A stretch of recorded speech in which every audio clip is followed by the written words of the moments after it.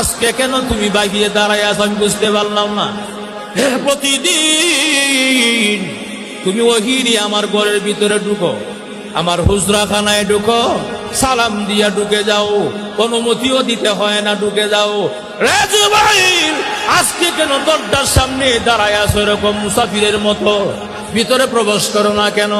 ভাইয়ারা আমার, এমনি জিবরাইল আলাইহিস সালাতু ওয়াস সালাম বলেন, হুজুর বেয়াদবি মাফ করবেন গো, আপনার ঘরে একটা প্রাণীর ছবি আছে, আপনার ঘরে একটা চাদর আছে, চাদরের মধ্যে প্রাণীর ছবি আছে। যেই ঘরে প্রাণীর ছবি থাকে এই ঘরের মধ্যে আমি জিবরাইল সহ আমার সহপাঠী যারা আছে রহমতের ফেরেশতা, তারা কখনো প্রবেশ করতে পারে না। সুবহানাল্লাহ।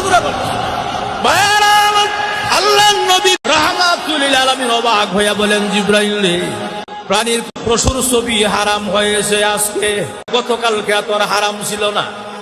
আমি যখন প্রাণীর চাদরটা কিনলাম আর এরকম পছন্দ করে প্রাণীর ছবি আসিল, যখন কিনেছি তখন তো আল্লাহ হারাম করেন নাই, এখন কেন?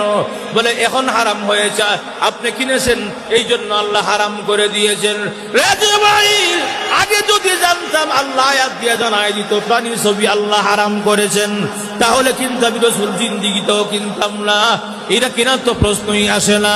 আজকে নিয়ে আসছো, গতকালকে তো হারাম ছিল না, আজকে তুমি আয়াত নিয়ে আসছো আমার কাছে, প্রাণীর ছবি আল্লাহ হারাম করে দিয়েছেন, পশু পাখির ছবি আল্লাহ হারাম করে দিয়েছেন, মানুষের ছবি আল্লাহ হারাম করে দিয়েছেন।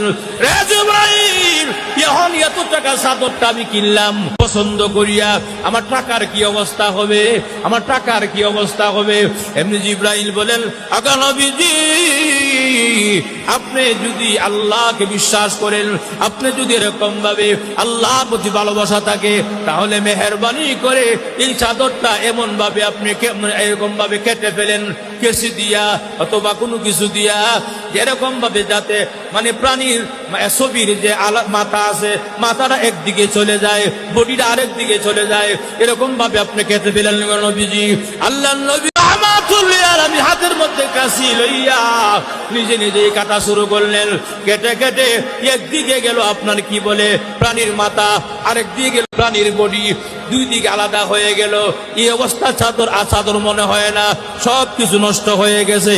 এমনি জিবরাইল সালাম দিয়া ঢুকলেন আর বলেন, ইয়া রাসূলুল্লাহ, ইয়া হাবিবাল্লাহ, এই জন্য আয়াত দিলাম, আল্লাহ আজকে আয়াত নাজিল করেছে, পশু পাখির ছবি প্রাণী ধারণ করা মানুষের জন্য হারাম। জোরে কন্যা নাউযুবিল্লাহ। ভিডিওটি ভালো লাগলে অবশ্যই শেয়ার করে দেবেন, অ্যান্ড থ্যাঙ্কস ফর ওয়াচিং।